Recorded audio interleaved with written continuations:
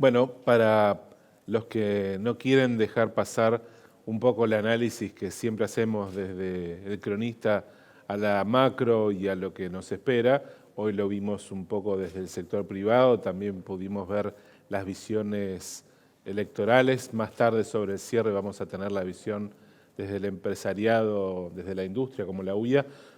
Ahora tenemos la oportunidad de poder conversar con dos economistas más que destacados, reconocidos, amigos del cronista, columnistas de nuestro diario, que son Marina Dal Poyetto, economista, socia directora de Ecogou, y de Rodrigo Álvarez, que es director financiero de Between Inversiones. A los dos los voy a saludar, los tenemos por contacto por Zoom. Marina, Rodrigo, gracias por acompañarnos como siempre, bueno, y a darnos esta charla para ver cómo la están viendo. Gracias, un placer. Bueno, miren, tenemos 15 minutos y me parece que conociéndolos les voy a dar la oportunidad de hacer como explayarse para no tener que ir y venir con preguntas, porque con la comunicación virtual a veces no es tan fácil. Así que tengo como dos preguntas muy básicas para que puedan tomarse unos minutos y responder. Una es, ¿cómo creen que llegamos a diciembre? Y la segunda es, ¿qué expectativa tienen sobre lo que pueda pasar después de diciembre?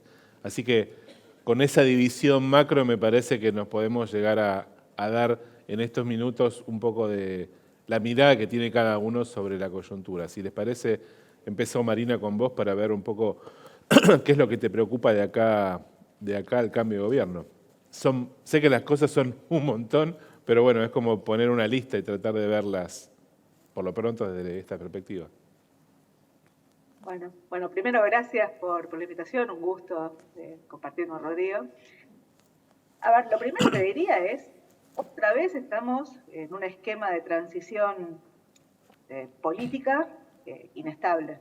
O sea, otra vez estamos preguntando cómo llegamos, lo mismo que nos preguntamos en 2019, lo mismo que nos preguntamos en 2015, pero la diferencia hoy por hoy es que estás con una brecha cambiaria quebrando los 110 puntos para arriba, con un Banco Central interviniendo en la brecha y preguntas serias sobre cobertura en la transición. Estás con una nominalidad creciendo al 12% por mes, de inflación al 12% mensual el último mes, 11% la proyección para septiembre, con un dólar clavado en 3.50 después del salto discreto que tuviste del tipo de cambio pospaso. Y tenés una discusión abierta sobre el régimen económico que viene, montado sobre un régimen económico hoy vigente, que tiene un esquema de represión financiera extraordinariamente violento, ¿no? Donde cada agujero que se abre lo van tapando y donde hoy hay un montón de pesos en la economía. Si vos decís, ¿cuál es el problema que tenés hoy? Sobran pesos que, a diferencia del 2015, crean pesos en forma endógena. A 20 billones de pesos por mes de pasivos remunerados, estás creando 2 billones de pesos por mes solamente de emisión monetaria por el déficit cuasi fiscal. Te faltan dólares en las reservas y te van a faltar más en la medida que vayas transitando. Y tenés de nuevo la inercia inflacionaria, la enorme dispersión de precios relativos y la brecha, y la principal pregunta, que es cómo transito de un lugar al otro. Entonces digo, si querés, de acá a diciembre tenés 2 eventos más, ¿no? Digo, uno es el próximo 22 de octubre, que son las elecciones. En ese esquema, digamos, la pregunta es, parados a hoy, es si Milei tiene votos suficientes para ganar en primera vuelta o no. Y si no los tuviera, la pregunta es ¿con quién va a un balotaje? ¿Va a un balotaje con Patricia o va a un balotaje con Massa? En cualquiera de los tres escenarios, la verdad que la transición es poco clara. Digo, vos tenés propuestas de salida de este esquema de represión financiera, te diría que bastante, la palabra es, no es optimistas, pero la palabra es suponiendo, digamos, que esquemas como la dolarización, digamos, te pueden sacar. O sea, digamos, hay mucha incertidumbre sobre el esquema que viene, y la pregunta es, bueno, ¿cómo transitas o cómo te cubrís? Digo, supongamos un escenario de balotaje, Milei Patricia, ¿no? Que es el escenario que de alguna forma el mercado está esperando, digamos, como el óptimo. Bueno, digo, el gobierno actual queda literalmente patorrenco. ¿Qué es lo que hace el día siguiente? ¿Qué es lo que hace el 23 con el tipo de cambio? ¿Qué es lo que pasa con la dinámica de la brecha cambiaria? O sea, no tenés ningún esquema de cooperación posible entre el 22 y el 19, que es la elección definitiva. Supongamos al revés, que va el escenario que busca el gobierno, que es un esquema de balotaje, Milei-Massa. De nuevo, o sea, la lógica es querer seguir forzando el corto plazo, digamos, con medidas electorales, como fue la dinámica del gasto público, que de nuevo, digo, todo el paquete de medidas que anunciaste es equivalente a un mes de pasivos remunerados. Entonces lo que digo es, y el otro escenario, digamos, donde se define la elección en primera vuelta, ahí donde podés llegar a tener eventualmente un escenario de cooperación en esa transición política, la pregunta es ¿cooperación para qué? Y si finalmente se da esa cooperación, entonces digo, te des un esquema de desancle frente a la expectativa de cómo salís de este esquema de represión financiera. Digo, la verdad es que la lógica sería que la presión sobre la brecha escale, detrás de la presión sobre la brecha, la presión sobre el tipo de cambio oficial, ahí empezaste a tener nuevas medidas de intentar taponar el agujero. Digo, hoy surge la posibilidad de que se deje una parte de los dólares de exportación afuera, digamos, para que intervengan en la brecha, pero son todas medidas cortoplacistas que intentan llegar del otro lado. En la medida que vos no tengas cooperación en la transición, la transición puede ser bastante desordenada. Rodrigo, ¿cómo es tu mirada? Me imagino que, bueno, hay como un conjunto de escenarios que Marina plantea, que es, bueno, qué puede pasar en la elección y cuáles son las alternativas de balotaje que nos enfrentaríamos. Pero bueno, también no sé si tenés la misma percepción sobre las presiones que hace toda esta incertidumbre cambiaria a partir del 22 de octubre sobre qué puede pasar. Mira, yo pienso trato de acercar el futuro al presente y coincido casi literalmente con todo lo que dice Marina. Pensemos o trabajemos con algunas certezas. Digo, el gobierno que viene tiene que aplicar, todos sabemos que va a tener que aplicar un plan de estabilización, que ese plan de estabilización tiene algunos condimentos o muchos condimentos que son muy tensionantes para la estructura económica y social argentina.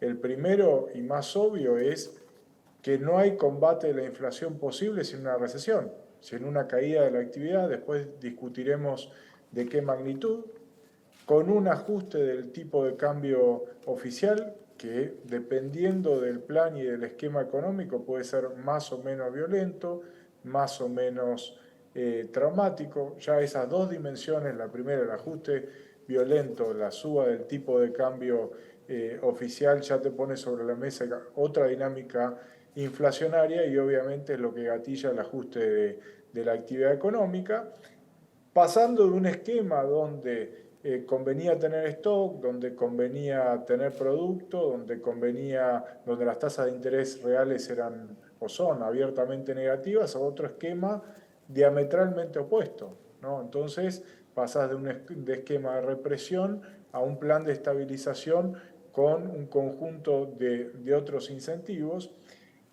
donde la dimensión que más me preocupa es, primero, la capacidad de hacer delivery de ese plan económico, y la otra dimensión es la contención, porque acá estamos hablando de medidas con impacto social muy grande, con una economía y una situación muy precaria.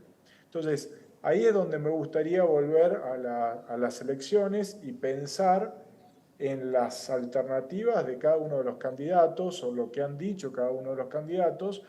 La visión más clara tal vez es del equipo económico de Patricia Bullrich, Melconian, debajo de Melconian una estructura de economistas que son conocidos, que a mi juicio tienen cierta capacidad o tienen la capacidad para transmitir ese plan que ya está sobre la mesa, de anclar expectativas, de construir hacia adelante con un camino, una hoja de ruta más o menos clara, que creo que eso para el mercado es importante.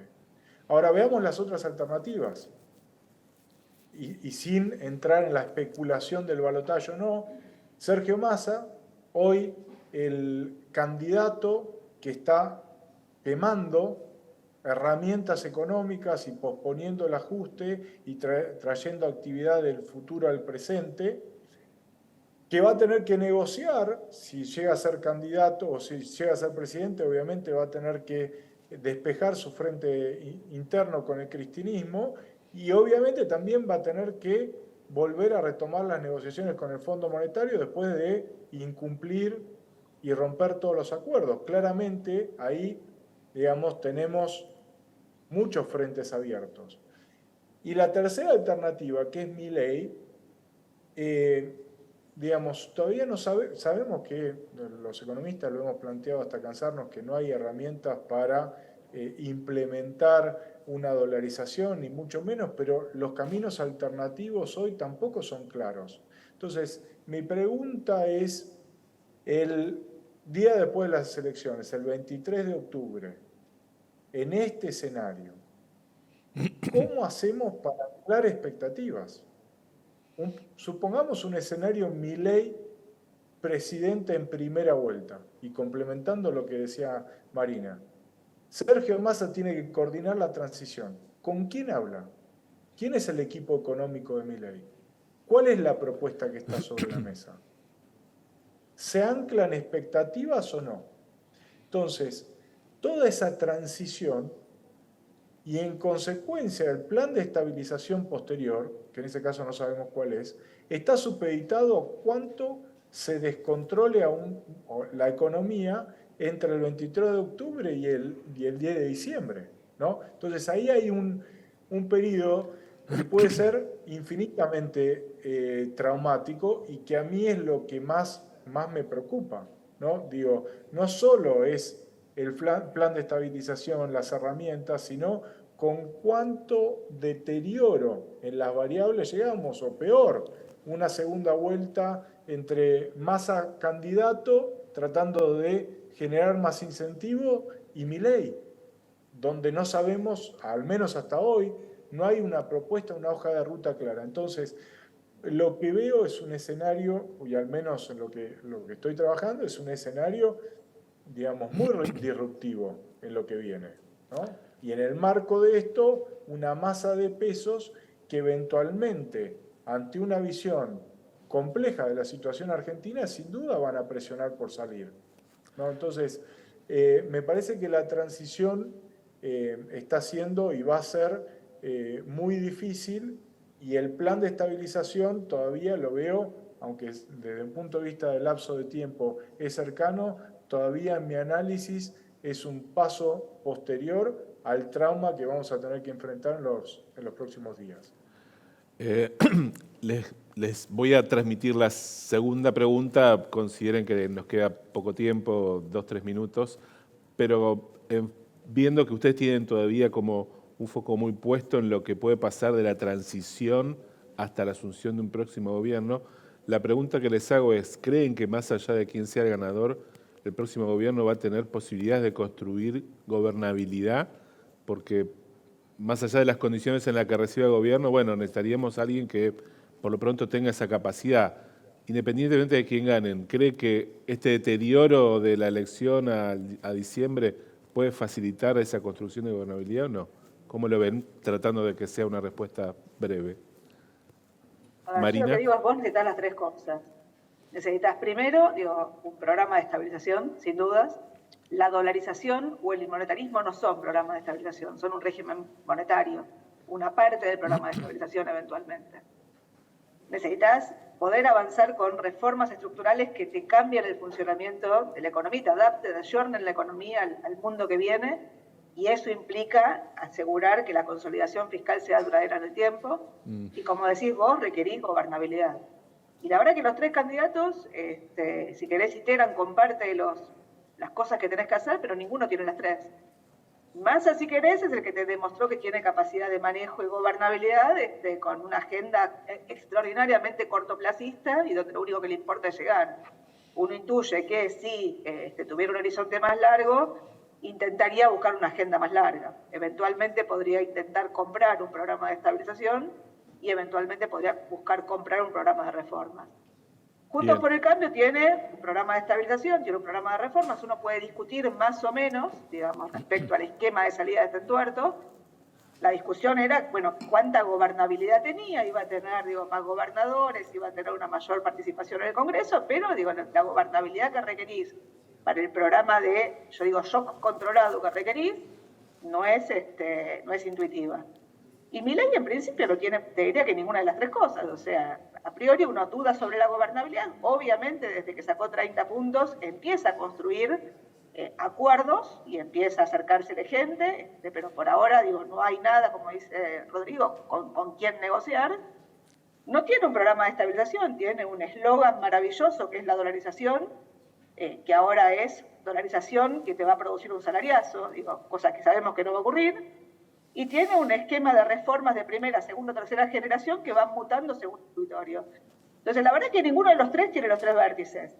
Todos pueden eventualmente conseguirlos, o sea, Milei eventualmente podría intentar comprarle parte de la gobernabilidad al peronismo o a Massa, digamos, de hecho está bastante intervenida en sus propias listas, podría intentar comprarle el programa económico a Juntos por el Cambio, digo, pero digo, no hay nada de eso hoy que te habilite pensar en cómo se da la transición que viene, e insisto, sobran pesos que crean pesos endógenamente, faltan dólares y abiertamente la discusión sobre cómo se cambia de régimen hoy apunta desde conseguir un prestamista que te preste 30 lucas, un fondo de alto riesgo que te preste 30.000 millones de dólares para canjear los pesos, o hacer un asiento contable para la dolarización que te va a generar una cosa, una licuación de los tenedores de bonos, la otra una licuación de los tenedores de depósitos en dólares, o del otro lado directamente la propuesta de bajar la tasa de interés a la mitad, abrir el cepo y licuar. Entonces, si bien yo coincido con Rodrigo de que hace falta un programa de estabilización, en mitad de una campaña los eslóganes respecto a qué es lo que viene no te dan un punteo sobre qué es lo que vas a hacer. Y las dudas respecto a lo que vas a hacer, que es una combinación de status quo, licuación o reestructuración, bueno, digo, la pregunta es, ¿cuál es la combinación que usan y en qué medida esa combinación no solo te genera gobernabilidad o no, sino si no te des un riesgo cierto de ir a un esquema de reestructuración, licuación y finalmente terminar manteniendo el status quo, como fue la transición política entre Alfonsín y Menem. Es así. Donde Alfonsín tuvo una hiperinflación, donde tuviste un plan Bonex y donde el plan Bonex te aseguró una segunda hiperinflación. Entonces digo, cuidado con lo que estamos discutiendo a cielo abierto, estamos locos un poco. Rodrigo, te dejo el cierre, si podés hacerlo con tu poder de síntesis habitual. Bien breve, comparto lo que dice Marina, así que ahí no tengo mucho para plantear como diferencia. Sí digo que la magnitud de el desafío de la gobernabilidad va a estar condicionado primero por el deterioro que vamos a tener entre octubre y diciembre, dependiendo de quién gane, ¿no? Eso no va a ser trivial. Cómo se anclan expectativas esos meses son cruciales para definir una cuestión obvia, ¿no? Después salta el tipo de cambio libre. El oficial, digo, y planteo solo un ejemplo, el oficial tiene que converger. Bueno, ya sabemos ahí que hay una presión latente en inflación que va a hacer que el costo sea mucho mayor o no.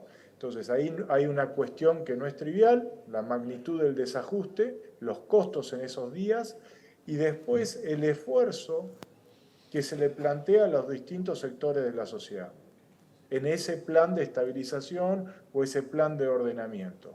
Digo, si yo le planteo a un sector de la sociedad un esfuerzo, como fue en un momento para poner un ejemplo, con las tarifas en la gestión de Macri, un esfuerzo desmedido, la sociedad yo creo que no lo va a poder digerir y ahí es donde va a estar la tensión. Entonces, el desafío del próximo gobierno es encontrar esa sintonía fina donde vamos a tener que repartir los costos del ajuste y donde esa gobernabilidad se construye dándole o ajustando de manera muy inteligente en cada sector en función de sus capacidades. Esperemos que esa sintonía la puedan absorber los candidatos y transmitirla antes de la elección, así acotamos un poco el margen, ¿no es cierto? Rodrigo y Marina, ojalá. Gracias por acompañarnos y por darnos esta visión, como siempre, la volvería a escuchar porque digo, creo que tiene mucha riqueza el análisis que nos aportaron.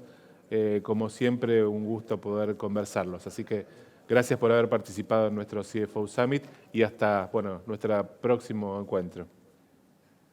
Muchas gracias. Un placer. Bien, terminamos ahora con la coyuntura y vamos también a un momento muy esperado de este día, que es la entrega del premio del CFO del año.